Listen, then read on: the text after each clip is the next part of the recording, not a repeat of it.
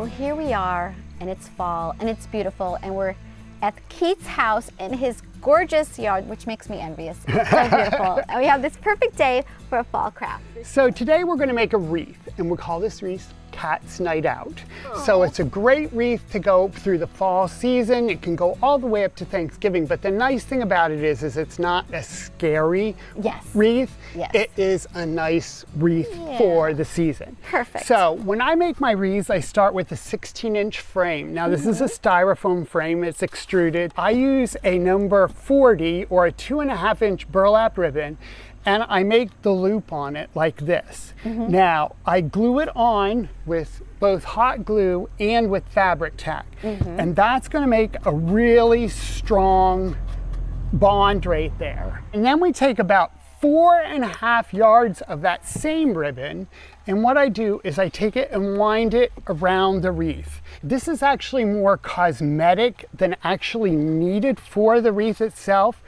But what I like about it is when you're done, your back is a smooth surface. Yeah, that's nice. And this is not going to scratch your door or the wall or anything. It's going to just be a smooth surface for you to work on. Okay. Once we have it all done, we're going to take this end and we're going to wrap it up through like that, and we'll take a little bit of our fabric tack and we're going to put this up like that.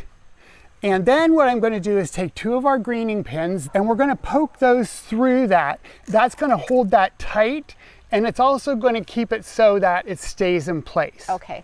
Now the next step on this is we're going to put moss on it. So I have some of the Spanish moss there for you, and I have some of the greening pins. I do have one here finished.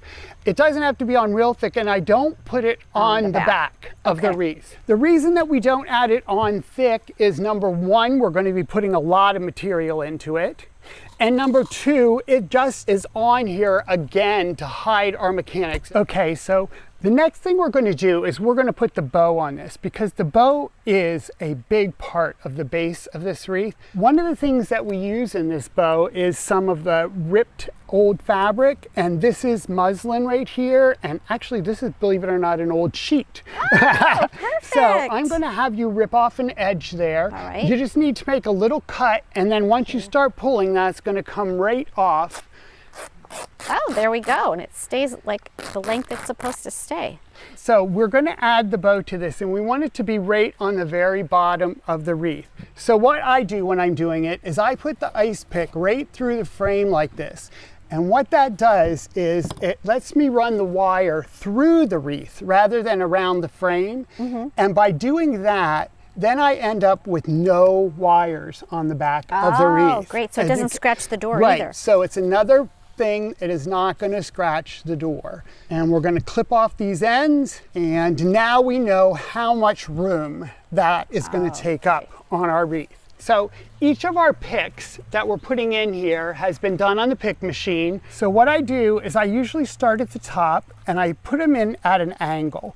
And I'm going to put the one in right at the center of the top, one in about halfway down the side, one in about halfway down the other side. And you can see that I have it going so that it's going to go the same direction the whole way around. All right. We'll start to fill in between those with some of the other leaves. All right, so we have our base there.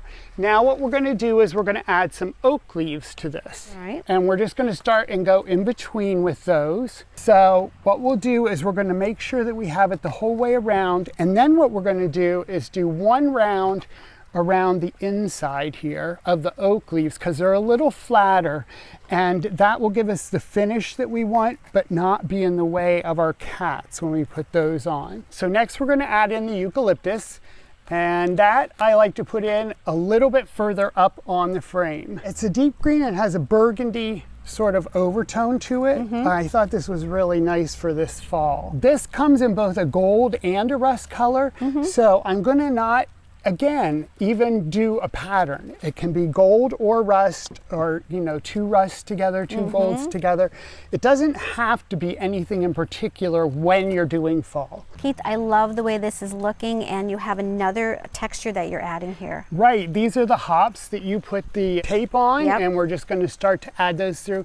The nice thing I like about these is that bright orange They're color. beautiful. Plus, it has that nice leaf that has the gold and the red on it, so it's pulling everything together. Okay, now the next thing I think we should add is our fabric streamers to that. Yep, so I'm going to give you a wire. If you'll wrap that around there and hold it tight, I'm going to set it right here so it leans on those. So what we're going to do is go in underneath our bow, and we'll just come up right on each side of it. So now that we have that on, we only have one more thing to add, and that'll be our kitty cats, but now you can see that with it. Fun. So that just adds, I think, so much to it. So these are cats that my wife makes. I know, they're so Yep. cute. So what I'm going to do, you can feel the sand in it right here. Yep. That is what makes it stand up. So we want to go right above that. So then what we have to do is take the ice pick and we poke that right through the cat so that it comes out in the back. All right. And that's where we're going to put our zip tie through.